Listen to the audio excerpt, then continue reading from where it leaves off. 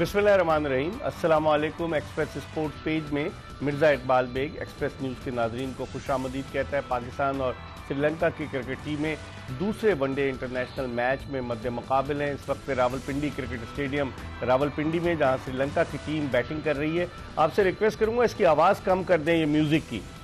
जहां श्रीलंका की टीम जो है वो बैटिंग कर रही है। पाकिस्तान ने टॉस जीतकर जो है वो उनको खिलाया है और अब तक 5 खिलाड़ी श्रीलंका के आउट हो चुके हैं और उन 5 में से 3 विकेटें अबरार अहमद ने हासिल की हैं। अब भी 15 ओवर्स का खेल बाकी है और 15 ओवर्स के खेल में क्या होता है इस पर बात करेंगे। उसके अलावा अब से 2 दिन कबल जो खबरें चल रही थी कि श्रीलंका की टीम दौरा अधूरा छोड़कर वतन वापस जाने वाली है, उस पर भारतीय मीडिया जो था वो बड़े खुशी के शादियाने बजा रहा था। लेकिन फिर रात को जब ये खबर आई कि श्रीलंकन टीम ने वापस जाने का फैसला खिलाड़ियों ने मुलतवी कर दिया है, तो उस पर वहाँ शोक का ससा मारा। इन तमाम उमूर पर बात करेंगे। पाकिस्तान के कॉम्बिनेशन के हवाले से बात करेंगे। आज कप्तानी कर रहे हैं सलमान अली आगा, इस पर भी बात करेंगे और बहुत सारी चीज़ें हैं जिन पर हम बात करेंगे कि अबरार अहमद को एक मैच में खिलाते हैं, एक में आराम कराते हैं, फिर खिलाते हैं। जो साउथ अफ्रीका के खिलाफ आखिरी वनडे था उसमें उन्होंने 4 विकेटें ली, फिर उसके बाद पहले वनडे में उनको ड्रॉप कर दिया। आज उन्होंने 8 ओवर में अब तक 30 रन देकर 3 विकेटें हासिल की थी। इन तमाम उमूर पर बात करेंगे और गुफ्तगू के लिए हमारे साथ मौजूद हैं पाकिस्तान के former chief selector, former test cricketer Haroon Rashid, जिनका वसी तजुर्बा है क्रिकेट के हवाले से। हारून भाई एक तवील अरसे से पाकिस्तान क्रिकेट के साथ वाबस्ता रहे और क्रिकेट के हवाले से जो इनकी नॉलेज है उसके ऊपर जो बात करते हैं। बाकायदा पाकिस्तान और श्रीलंका के दरमियान जो इनिशियली 13 और 15 को मैचेस होने थे वो अब 14 और 16 को होंगे और फिर उसके बाद जो ट्राई सीरीज 17 नवंबर से शुरू होनी थी वो अब 18 नवंबर से शुरू होगी और पाकिस्तान, श्रीलंका और जिम्बाब्वे की टीमें इस ट्राई सीरीज में हिस्सा लेंगी। इस हवाले से हम बात करेंगे। पहले तो हम बात करते हैं इस वनडे मैच के हवाले से। हारून रशीद साहब हमारे साथ मौजूद हैं। हारून भाई, कैसे देखते हैं, अभी तो वनडे वर्ल्ड कप जो है 2027 में होगा और हम वनडे मैचेस खेलने, T20 वर्ल्ड कप की तैयारी है, इसके बाद ट्राई सीरीज में तीनों टीमें हिस्सा लेंगी। आप ओवरऑल कैसे देखते हैं कि हम 2027 के वर्ल्ड कप की तैयारी कर रहे हैं? देखिए, 2027 के वर्ल्ड कप के अलावा आप ये भी देखें कि क्योंकि जो ये साइकिल चलता है ना, इसमें आपकी टेस्ट क्रिकेट भी होती है, इसमें वनडे क्रिकेट भी होती है और T20 क्रिकेट भी होती है। सो जब बायलैटरल सीरीज होती है तो उसमें कोशिश ये की जाती है कि तीनों फॉर्मेट में आपको एडजस्ट किया जाए। यही वजह है कि जो आप देख रहे होंगे कि जितनी भी सीरीज़ हो रही हैं उसमें ज़्यादातर वनडे भी हैं, टेस्ट मैचेस भी हैं और T20 भी हैं। लेकिन इस वक्त जो फोकस जैसे आप कह रहे हैं वो T20 के ऊपर ज़्यादा इसलिए होना चाहिए कि वो 2026 में आपके फरवरी में T20 का जो वर्ल्ड कप है, तो इसलिए ज़्यादा कोशिश यही होगी। यही वजह है कि जो ट्राई नेशन जो सीरीज़ है वो T20 के ऊपर है, तो वहाँ कुछ नंबर ऑफ मैचेस ज़्यादा मिल जाएंगे। तो जहाँ तक वनडे के पॉइंट ऑफ व्यू से ये है कि आपको पता है कि वनडे का साइकिल भी अब पूरे साल का चलता है, उसमें रैंकिंग भी बनती है, सारी चीज़ें होती हैं। तो इस एतबार से क्रिकेट जो है वो इसी तरह खेली जा रही है और इसी तरह ये लोग। लेकिन अगर आप देखें गुज़िश्ता 6 बरस में पाकिस्तान श्रीलंका के दरमियान सिर्फ 2 वनडे हुए थे। एक एशिया कप का वनडे था जो कि 2023 के वर्ल्ड कप से पहले श्रीलंका में हुआ, जो जमान खान आखिरी ओवर कर रहे थे, और फिर उसके बाद 2023 के वर्ल्ड कप का एक मैच हुआ। तो 6 साल में दोनों टीमों के दरमियान सिर्फ 2 वनडे हुए थे। जी, 2 वनडे भी हुए। देखें, ये सारी चीज़ें उस वक्त होती हैं जब आपके फ्यूचर टूर प्रोग्राम्स बनते हैं ना, उसमें तमाम बोर्ड के नुमाइंदे वहाँ पर मौजूद होते हैं, जितने भी क्रिकेट प्लेइंग नेशंस हैं। सो वो ये सारे के सारा जो है ना चॉकआउट करते हैं। अब पाकिस्तान के सबसे बड़ा प्रॉब्लम ये होता है कि पाकिस्तान और इंडिया की जो बायलैटरल सीरीज है वो नहीं होती। सो पाकिस्तान का जो बैरन पीरियड है ना वो बढ़ जाता है, क्योंकि इंडिया पाकिस्तान के साथ नहीं खेलती। तो इसलिए उस एरा में, यानी उस पीरियड में, ये कोशिश करते हैं किसी तरीके से चीज़ों को एडजस्ट किया जाए।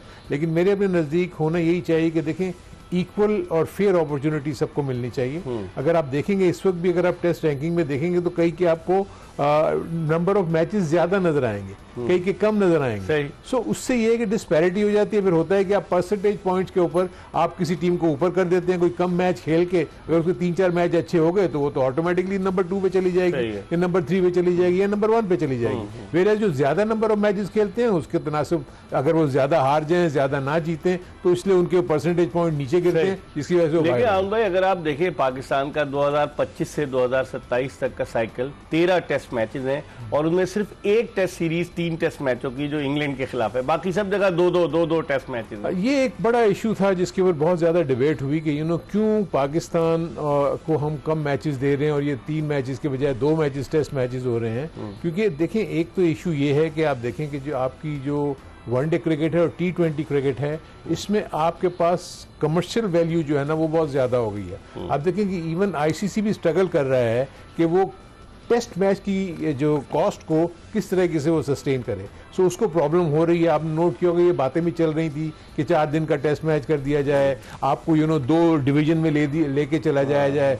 सो वो भी जो है अब तो बात आई कि 12 टीमें कर दें। 12 टीमें कर दें। तो इसलिए वो चीज़ें जब वो डिबेट हुई, जब ये आईसीसी की मीटिंग हुई, तो वो 2-3 चीज़ें तो स्क्रैप हो गई। अब ये इस तरह कर रहे हैं। लेकिन मेरे अपने नज़दीक अगर हम फॉर इंस्टेंस मैं अगर बात कर रहा हूँ कि सिर्फ इंडिया, इंग्लैंड और ऑस्ट्रेलिया ही 5-5 टेस्ट मैचेस की सीरीज खेलती हैं, इसलिए वो दोनों एक दूसरे को अकोमोडेट कर सकते हैं 5-5 मैचेस। हम, आप मुझे बताएं ना, हमारे 3 से 4 तो हमारे स्टेडियम्स हैं। आप कैसे जो है इतने ज्यादा मैचेस आप करवा सकते हो, टेस्ट मैचेस भी, और उसके बाद आपने वनडे को अकोमोडेट करना है, आपने T20 को अकोमोडेट करना है। आपने इसलिए देखा हो कभी कभी आप स्प्लिट हो जाते हैं, यानी टेस्ट मैचेस के लिए चले गए, फिर वनडे के लिए आए, फिर चले गए, फिर T20 के लिए आए। सो ये इश्यूज तो पाकिस्तान के साथ हैं। आई थिंक इसके ऊपर जो है बहुत गौर वखौज होना चाहिए और आईसीसी में इसको टेकअप करना चाहिए। देखिए, आज वर्ल्ड टेस्ट चैंपियन जो है साउथ अफ्रीका, वो इंडिया के मध्य मुकाबले 159 रन पे ऑल आउट हो गई। जसप्रीत बुमराह ने 5 आउट कर दिए। कोलकाता में मैच है और बहुत ज्यादा क्राउड था। अब उसी तरह से एशेज शुरू होने वाली है, ऑस्ट्रेलिया इंग्लैंड, तो अब मैचेस तो हो रहे हैं। टेस्ट क्रिकेट तो बहुत जबरदस्त शुरू हो गई है ऑलरेडी। आपने देखा कि जो साउथ अफ्रीका का और आपने इंडिया का जिक्र किया, आप देखें कि इंडिया में हम सब यही कहते हैं कि जी स्पिनिंग विकेट अपनी विकेट्स बना लेते हैं। आज 7 आउट जो है वो फास्ट बॉलर्स ने की और 4 स्पिनर्स उन्होंने खिलाया, 4 स्पिनर्स खिलाया। सो ये है, तो यही चीज अभी आपको नजर आएगी जब इंग्लैंड का और ऑस्ट्रेलिया का जब एशेज सीरीज शुरू हो जाएगी। सो बहुत ही टेस्ट क्रिकेट तो आपको पता है अल्टीमेट है, और उसको तो देखने के लिए तो ऑस्ट्रेलिया हो या इंडिया हो, उससे अच्छी जगह इवन इंग्लैंड में भी लोग इंग्लैंड में आते हैं, बिल्कुल आते हैं। इस पर हम मजीद बात करेंगे। पाकिस्तान के former test cricketer, former chief selector Haroon Rashid हमारे साथ मौजूद हैं। प्रोग्राम में हम एक ब्रेक ले रहे हैं और ब्रेक के बाद दोबारा आपको ज्वाइन करेंगे।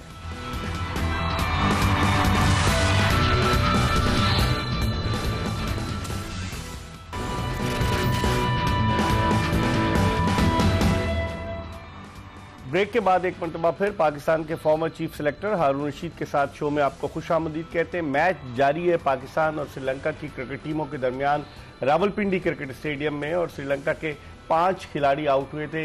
लेकिन आज जिस तरीके से इब्तिदा में इतनी अच्छी बैटिंग का मुजाहरा किया पथुन निशानका और उनके साथ मिशारा ने, लेकिन फिर उसके बाद जब निशानका रन आउट हुए और फिर मिशारा जिस तरीके से स्टंप आउट हुए, उसके बाद से श्रीलंका की टीम की जो बैटिंग थी वो थोड़ी सी जरा उसको झटका सा लगा। हारून भाई, कैसे देखते हैं इस पिच को? ये जो रावलपिंडी की बड़ी फ्लैट विकेट है as compared to the first ODI, आप इसको कैसे देखते हैं? फ्लैट भी है और थोड़ी सी रफ भी है। एक्सपेक्ट ये कर रहे थे कि स्पिनर्स को हेल्प मिलेगी, जो कि हमें नजर भी आई, क्योंकि ग्रिप कर रहा था बॉल और स्ट्रोक मेकिंग मुश्किल थी। यही वजह थी कि आप देखें कि जब पहली पार्टनरशिप अच्छी हुई, एक ब्रेक थ्रू मिला पाकिस्तान को अच्छी फील्डिंग की वजह से, मिस फील्ड के ऊपर उन्होंने रन लिया, रन आउट हो गया। उसके बाद जिस तरीके से अबरार ने बॉलिंग की, आई थिंक वो बड़ी इम्प्रेसिव थी, जिसकी वजह से फ्रीली स्ट्रोक्स नहीं खेल सके श्रीलंका के प्लेयर्स, तो काफ़ी उन्होंने उनको रोक के रखा और उसके नतीजे में उनको विकेट्स भी मिले। सो पाकिस्तान की ओवरऑल मैं देखता हूँ कि इतनी बुरी परफॉर्मेंस नहीं है पिछले वनडे में भी, क्योंकि उनकी बैटिंग ख़राब थी। उसके बाद ये 290 प्लस पे गए और उसके बाद उनको किया, क्लोज मैच हुआ। सो आज भी मैं देख रहा हूँ कि बॉलिंग में इन्होंने अच्छा किया। आज फील्डिंग थोड़ी सी पैची है, पाकिस्तान की ग्राउंड फील्डिंग इतनी अच्छी नहीं है, लेकिन फिर भी मैं समझता हूँ कि अभी जितने रन्स हुए हैं, 5 विकेट्स गिर गए हुए हैं, ये एक लास्ट बैटिंग जो कि जिसको पेयर हम कहते हैं वो मौजूद है। पीछे हसरंगा है जिन्होंने पिछले मैच में बड़ी अच्छी बैटिंग की थी। सो और दूसरा मैं एक और चीज़ जो मैं फील कर रहा हूँ कि इन्होंने स्पिनर्स को जो है ना पहले ही 33 ओवर से पहले काफ़ी हद तक उनको बॉलिंग करा ली और अपने फास्ट बॉलर्स को रोक के रखा। उसमें सिर्फ यही था कि रिवर्स स्विंग में, क्योंकि 33 ओवर के बाद आपको पता है कि एक ही बॉल यूज होती है और जिसमें रिवर्स स्विंग का चांस होता है, तो उस चक्कर में इन्होंने ये फास्ट बॉलर्स को रखा हुआ है। लेकिन अबरार के ओवर्स इन्होंने रोके हुए थे 2। अब देखें कि उसको किस वक्त तो इस्तेमाल करते हैं। यहाँ विकेट लेने की जरूरत है पाकिस्तान को। एनीथिंग अबव 260 प्लस पाकिस्तान के लिए बैटिंग में इतना आसान तो नहीं होगा ना। ठीक है, मैं मानता हूँ कि आगे ड्यू फैक्टर होगा, उसमें बैटिंग थोड़ी सी आसान हो जाएगी। और आज श्रीलंका ने स्पिनर को हटा के फास्ट बॉलर को खिला दिया, मधुशंका जो उनका। पाकिस्तान ने फास्ट बॉलर को हटा के एक स्पिनर डाला है, तो पाकिस्तान को शायद इस पिच के बारे में ज्यादा आगाही थी। ठीक शना उनके बड़े मिस्ट्री स्पिनर है, लेकिन पिछले मैच में वो इतने इंप्रेसिव नहीं रहे।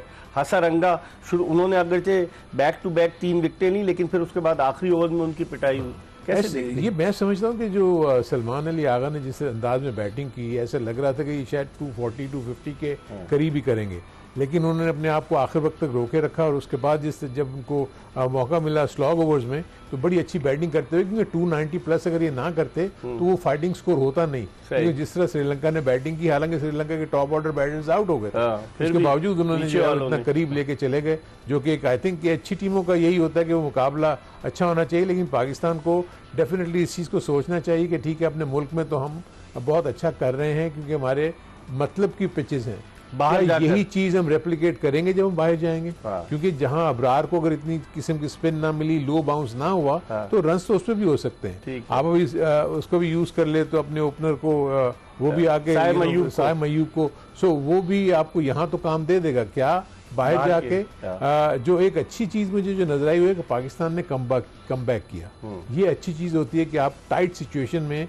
अगर अपने नर्व्स को कंट्रोल कर लें, और उसके बाद बैटिंग में भी उन्होंने ये किया और बॉलिंग में भी। बॉलिंग में तो ये था कि निकल जाता मैच आपके हाथ से अगर हसरंगा आउट नहीं होता, नहीं होता, लेकिन कम बैक किया ना इन्होंने, आखिरी के ओवर्स में आके विकेट्स भी लिए और प्रेशर जो है वो श्रीलंका पर डालते चले गए। सो आज भी मैं फील करता हूँ कि इनको यही करना चाहिए, 250 प्लस के करीब मैं समझता हूं कि इनको रिस्ट्रिक्ट कर लेना चाहिए। अगर इससे ज़्यादा ये रन्स कर गए तो फिर पाकिस्तानी बैटिंग भी आप देखें कि इस वक्त देखा जाए तो सलमान अली आगा के अलावा तो और कोई रन नहीं कर रहा, फॉर्म में वही नज़र आ रहा है। ठीक है, उसको थोड़ी बहुत हेल्प मिल जाती है किसी प्लेयर से, बाबर आजम आपके फेल हो रहे हैं, फ़खर जमान ने अभी तक कुछ नहीं किया, साइम अयूब एक आध अच्छी इनिंग खेल के 4 से 5 इनिंग में कुछ नहीं करते।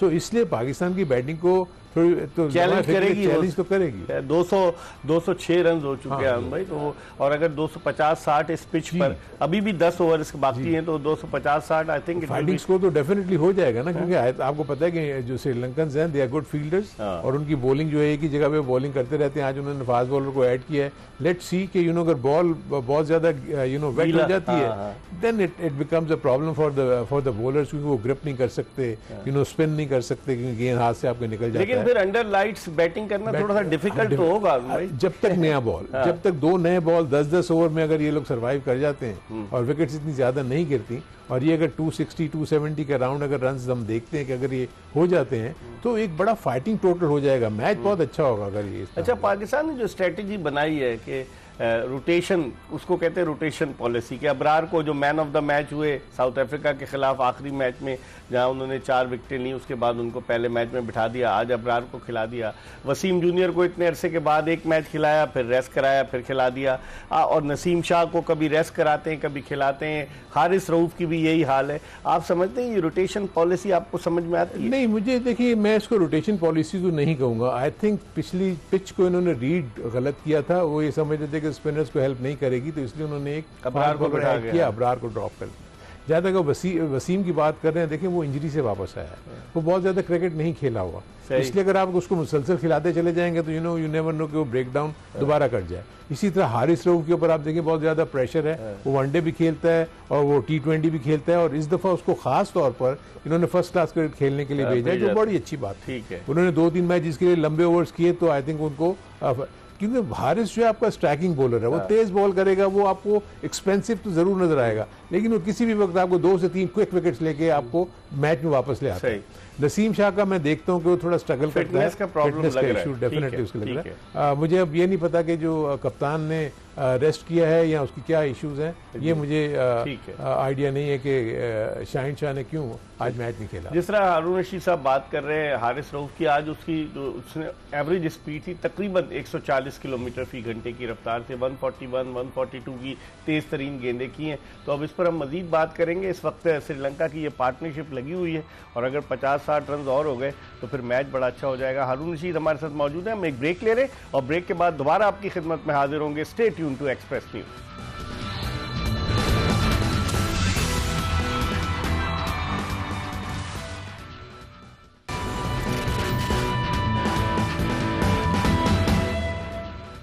Welcome back after the break. आप देख रहे हैं एक्सप्रेस स्पोर्ट्स पेज और हम बात कर रहे हैं पाकिस्तान और श्रीलंका के दरमियान रावलपिंडी क्रिकेट स्टेडियम रावलपिंडी में खेले जाने वाले दूसरे वनडे इंटरनेशनल मैच के हवाले से, जहां श्रीलंका ने काफ़ी अच्छे अंदाज से कम बैक किया है। 200 से ज़्यादा रन श्रीलंकन टीम बना चुकी है, 220 से ज़्यादा, और कमिंडो मेंडिस जो कि बड़े जारहाना अंदाज से खेलते हैं और बड़े सीजन कैंपेनर है, वो क्रीज पर मौजूद है। अरुण भाई कैसे देखते हैं, अगर ये 50 ओवर तक खड़े रहे तो ये तो तकरीबन 300 के नजदीक ले जाएंगे। ये बड़ी एस्टेब्लिश पार्टनरशिप हो चुकी है ऑलरेडी, 50 रन कर चुके हैं लेंगे और ये जो है बहुत अच्छा खेल रहे हैं। कामिलो मेंडिस जब से श्रीलंका की टीम में आए हैं ना, तो इनकी जो लोअर ऑर्डर बैटिंग है बहुत ज़्यादा स्ट्रांग हो गई है और नीचे आगे बड़ी अच्छी इनिंग खेल के ये अपनी टीम के स्कोर को अच्छा खासा बढ़ा देते हैं। आई थिंक बहुत अच्छा खेल रहे हैं। अभी 9 ओवर बाकी हैं, अबरार अपना आखिरी ओवर कर रहे हैं। अबरार के ओवर खत्म होने के बाद लामवाला किसी न किसी फास्ट बॉलर पे जाएंगे। अगर रिवर्स स्विंग नहीं होता तो मेरे ख्याल उसमें चांसेस है कि रन ज़्यादा बन सकते हैं। विकेट्स लेना बहुत ज़रूरी है पाकिस्तान के लिए,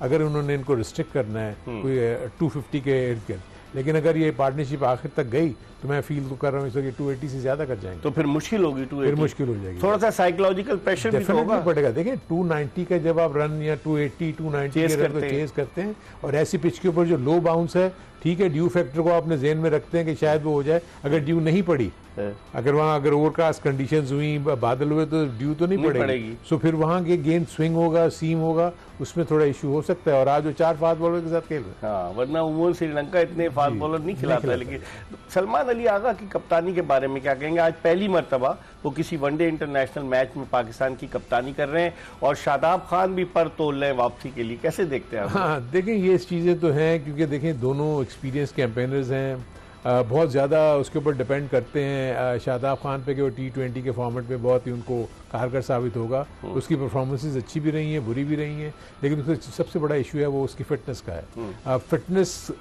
रीगेन करने के बाद मैचेस खेलना जरूरी है, बहुत जरूरी है। अगर आप उसको मैचेस नहीं खिलाएंगे, बगैर मैच खेले हुए आप डायरेक्ट उसको टूर्नामेंट में ले जाएंगे तो वो बड़ी ज्यादती है।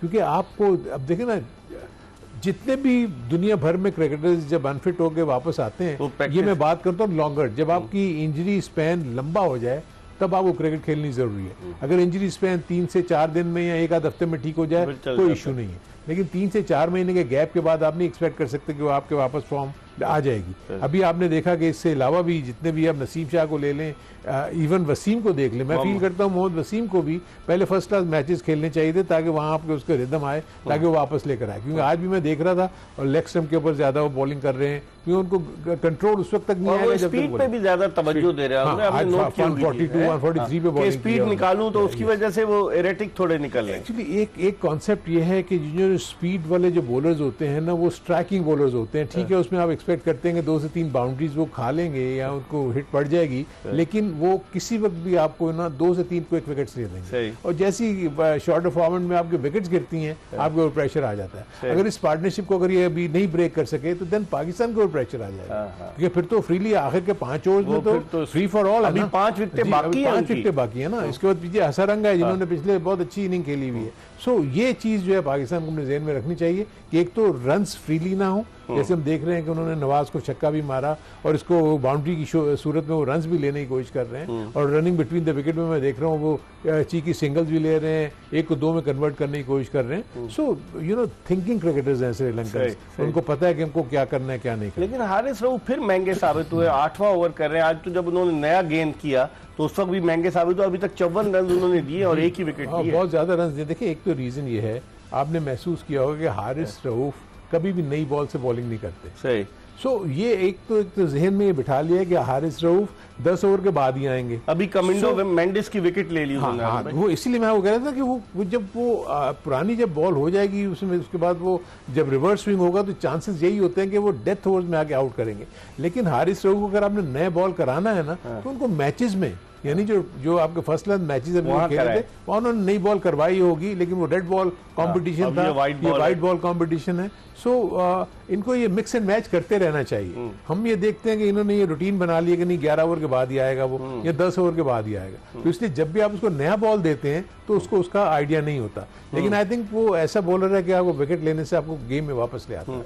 लेकिन 232 पे 6 आन भाई, 73 की पार्टनरशिप हुई इन दोनों, बहुत अच्छी पार्टनरशिप हुई।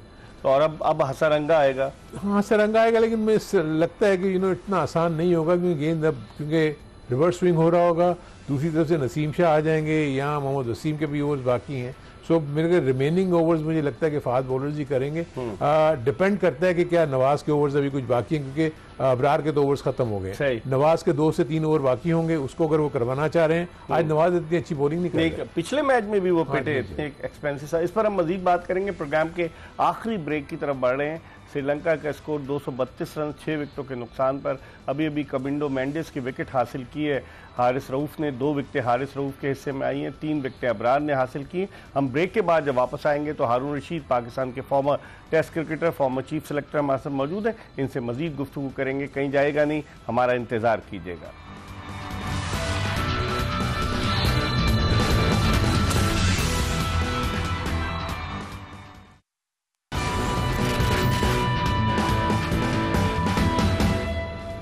Welcome back after the break. आप देख रहे हैं एक्सप्रेस स्पोर्ट्स पे। चंद मिनट बाकी रह गए। हमारे साथ मौजूद हैं पाकिस्तान के former test cricketer, former chief selector Haroon Rashid. Haroon भाई, कैसे देखते हैं अभी लियांगे जो है, जो अंडर 19 से आया श्रीलंका ए, हालांकि एज उसकी 30 बरस से ज़्यादा होगी, लेकिन जैसी वो बैटिंग कर रहा है, बॉलिंग भी की गुज़िश्ता मैच में उसने, देखते हैं अगर आखिर तक खड़ा रहा हसरंगा के साथ तो कितना स्कोर हो सकता है? मैं एक्सपेक्ट करता हूं कि अभी बाकी जितने भी ओवर्स रह गए हैं इसमें कम से कम ये 270 प्लस पे तो जाते हुए नजर आ रहे हैं, अगर पाकिस्तान ने विकेट्स ना ली। अच्छा। पाकिस्तान ने अगर विकेट्स ले ली तो ये 250 के अराउंड ही फिनिश करेंगे, लेकिन अगर विकेट्स लेने की सूरत में पाकिस्तान को एडवांटेज हो सकता है। लेकिन अगर ये 270 प्लस कर गए तो पाकिस्तान बैटिंग का इम्तिहान होगा। अगर तो ड्यू फैक्टर नहीं आता तो फिर पाकिस्तानी रियल सेंस में अच्छी फास्ट बॉलिंग को खेलने का उनको मौका मिलेगा और वो उनका मुकाबला करना पड़ेगा। तो आई होप कि पाकिस्तानी बैट्समैन इस दफा अच्छी कारकर्दगी दिखाएं, क्योंकि अभी तक हम एक आध इनिंग के ऊपर ही लेके चल रहे हैं। कोई एक इंडिविजुअल रन्स कर देता है क्योंकि फखर जमान ड्यू है रन्स के लिए, साइम अयूब ड्यू है, इनकंसिस्टेंट है। Saim Ayub inconsistent, Babar Azam for that matter. Babar Azam पे कहते हैं प्रेशर बहुत ज्यादा हो गया है, जिसकी वजह से वो बहुत ही, आपने देखा कभी वो इस तरह से T20 में, जैसे पहले T20 में साउथ अफ्रीका के खिलाफ पहली गेंद पे मारना शुरू हो गया था, कभी ऐसा नहीं करता वो। देखिए अब मसला ये है कि अब तो ये जो हमारा थिंक टैंक है, जो कोचेज हैं, वो ये गारंटी करते हैं प्लेयर को कि आप घबराएं मत, हम आपको ड्रॉप नहीं करेंगे, बस आपने जाके हिट आउट करना है। पहले तो हमारा मॉडर्न डे क्रिकेट वो तो पहले की बात है ना। जब से ये नया वाला आपने नोट किया होगा कि ये प्लेयर को काफी हद तक मौके दे रहे हैं, ऐसा नहीं है कि ये लोग ये मौके नहीं दे रहे। सो मेरे अपने नजदीक ये है कि बाबर को अपनी फॉर्म में वापस आना चाहिए। ही इज अ की प्लेयर फॉर पाकिस्तान। रिजवान थोड़ा ऑफ कलर है, जो मुझे सबसे ज्यादा जो फिक्र है वो रिजवान की है। यूजुअली वो बहुत डिपेंडेबल, लेकिन अभी नहीं। लेकिन अभी 7वीं विकेट गिर गई, लियांगे आउट हो गया 241 फॉर 7, तो इसका मतलब है कि इनको 260 तक ही रिस्ट्रिक्ट कर सकेंगे। तो मेरे अपने नजदीक पाकिस्तान को एडवांटेज तो डेफिनेटली है, प्रोवाइडेड के स्टिल पाकिस्तान की जो बैटिंग है अभी भी थोड़ी सी ब्रिटल है। विकेट्स गिरने की सूरत में पाकिस्तान के तो प्रेशर तो आ सकता है ना। सही देखते हैं अब क्या होता है भाई। लेकिन अभी जिस तरह से पाकिस्तान को, अब अगले मैच में आप समझते हैं शाहीन आफरीदी वापस आ जाए? मुझे लगता तो यही कि वापस आएंगे, क्योंकि आपको याद होगा कि शाहीन आफरीदी हमारे स्लो ओवर रेट की वजह से 4 ओवर्स का अंपायर 4 ओवर्स के ऊपर फाइन भी लगा। तो नॉर्मली अगर वो कप्तान के ऊपर ये सारा ओनस डाल देते हैं, अगले मैच में भी ऐसा हो, अगर 2 मैचेस ऑन द ट्रॉट हो तो फिर वो शायद मैच बैन भी हो सकता है। चले अब देखते हैं इसका क्या नतीजा बरामद होता है। कल इस मैच के नतीजे के साथ हारून रशीद की खिदमत में दोबारा आपकी खिदमत में हाजिर होंगे। हारून रशीद के साथ दोबारा आपकी खिदमत में हाजिर होंगे मिर्जा इकबाल बेग, एक्सप्रेस न्यूज़ और पूरी प्रोडक्शन टीम को इजाज़त दीजिए। अल्लाह हाफ़िज़।